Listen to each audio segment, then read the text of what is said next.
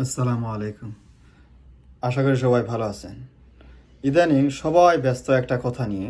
সবাই বলতেছেন যে শেখ হাসিনার পদত্যাগপত্র কোথায়? উনি তো পদত্যাগ করেন নাই। উনি এখনো বাংলাদেশের প্রধানমন্ত্রী। আমার একটা জিনিস বুঝে আসে না, এত জ্ঞানী মানুষ কেউ এই প্রশ্নটা করে না। পদত্যাগপত্র চাচ্ছেন, পদ গ্রহণের পত্র কোথায়? কে উনাকে বলছিল পদ গ্রহণ করতে? উনি কিভাবে পদ গ্রহণ করছেন? উনার পদ গ্রহণ প্রক্রিয়া কি বৈধ ছিল? তো উনার পদত্যাগপত্রে যদি বৈধতা থাকে তাহলে তো পদ গ্রহণেরও বৈধতা থাকা কথা, তাই না? গত 15 বছর উনি যেভাবে ক্ষমতায় ছিলেন, সম্পূর্ণ অবৈধভাবে ক্ষমতায় ছিলেন। কেউ ভোট দিতে পারছিল? আপনারা কি কেউ ভোট দিতে পারছিলেন? গত 15 বছরে কোনো গণতন্ত্র, মানবাধিকার কিচ্ছু ছিল?